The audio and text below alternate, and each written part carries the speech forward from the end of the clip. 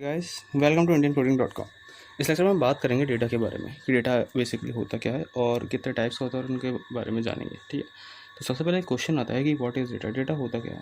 ठीक है, डेटा जो है बेसिकली इन्फॉर्मेशन की कलेक्शन होता है, मतलब कलेक्शन और इन्फॉर्मेशन होता है। जैसे आपके पास कोई इन्फॉर्मेशन है, आपको कुछ पता है, तो जब आप उस इन्फॉर्मेशन को कलेक्ट करोगे हर जगह से, फिर जो आपके पास जो फाइनल आउटपुट होगा, एक कलेक्शन होगा हर तरह उस इन्फॉर्मेशन के, उस टाइप की इन्फॉर्मेशन का, तो उस टाइप का डेटा हो जाएगा।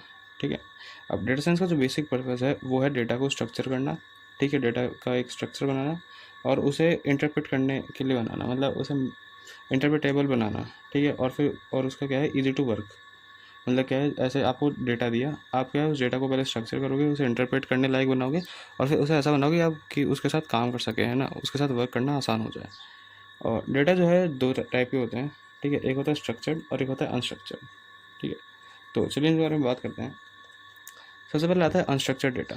अनस्ट्रक्चर्ड डेटा क्या होता है कि ऐसा डेटा जो ऑर्गेनाइज नहीं होता, वो अनस्ट्रक्चर्ड डेटा होता है। ठीक है, तो अब बेसिकली जब आप ऐसे समझ सकते हैं कि जैसे आपके घर में आपका रूम है। ठीक है, अब आपके रूम में आपके पास एक शेल्फ है जिसमें आप अपने कपड़े रखते हैं। ठीक है, अब ऐसा होता है कि मान के चलिए आप बाहर से आए, आपने अपने कपड़े ऐसे उतारे और उन्हें बस ऐसे शेल्फ में पटक दिया। ठीक है, तो अब क्या आपने शेल्फ में पटक दिया, धीरे धीरे क्या है वो आप की रोज़ की आदत बन जाएगी और आपके एक दिन ऐसा आएगा मतलब ढेर सारे कपड़ों का ढेर बन गया वहाँ पे। ठीक है, अब जब आपको ज़रूरत पड़ेगी किसी कपड़े की और आप उसे मतलब उस ढेर में ढूंढेंगे तो आपको मिलना में बहुत मुश्किल हो जाएगी। ठीक है, बहुत मुश्किल से मिलेगा। तो जो हमने क्या है आपने क्या किया कि अपने कपड़ों को ऑर्गेनाइज करके नहीं रखा, ऐसे ही बस पटक दिया। तो वो जो कपड़े हैं अगर हम उसे डेटा मान के चले तो ये आपका जो है ये अनस्ट्रक्चर्ड डेटा बन जाएगा। ठीक है, अब हमें क्या होता है कि जो डेटा होता है उसको ज़रूरी होता है उसको ऑर्गेनाइज करके रखना ताकि हम उस पर एनालिसिस कर सकें।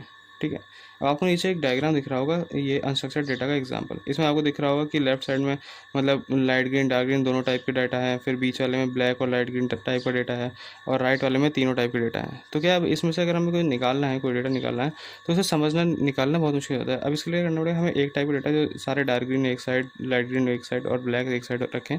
तो इस टाइप से क्या है उसे स्ट्रक्चर करना पड़ेगा। फिर चलिए आगे चलते हैं। फिर आता है स्ट्रक्चर डेटा। अब स्ट्रक्चर डेटा जैसे कि नाम से समझ रहे हैं ये क्या है, ऑर्गेनाइज होता है। अब जैसे आपने क्या है अभी थोड़ी देर पहले हमने एग्जांपल देखा कि अगर आप अपने शेल्फ में से कपड़े पटक देते हैं।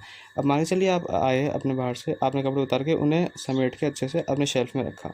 ठीक है, अब आप अगर समेट के रखोगे तो आपको पता है कि आप कौन सा कपड़े कहाँ रख रहे हो।